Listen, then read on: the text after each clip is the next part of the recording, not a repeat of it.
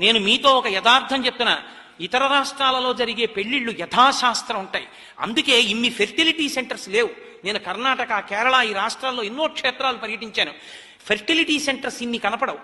ఆంధ్రదేశంలో ఇవాళ ఇన్ని ఫెర్టిలిటీ సెంటర్స్, సంతాన సాఫల్య కేంద్రాలు, పిల్లలు లేకపోవడాలు ఎందుకు వచ్చిందో తెలుసా? వివాహ క్రతువు భ్రష్టు పట్టడం వల్ల. పేరుకి బ్రాహ్మణుడు మంత్రం చెప్పడానికి ఓ గౌరవం లేదు, మంత్రం మీద గౌరవం లేదు.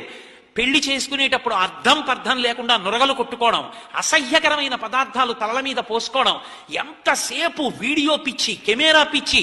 బ్రాహ్మణ కుటుంబాల్లో పుట్టినటువంటి దౌర్భాగ్యులు కూడా చొక్కాలు బనీన్లు విప్పి ఉత్తరీయం వేసుకుని కన్యాదానం చేసుకోరు. కన్యాదాత చొక్కా బనీనిప్పడు, కన్యాదానం పుచ్చుకునేవాడు చొక్కా బనీనిప్పడు. విప్పకుండా పెళ్లిళ్ళు చేసుకుంటే ఎక్కడి నుంచి సాఫల్యాలు రమ్మంటే వస్తాయి?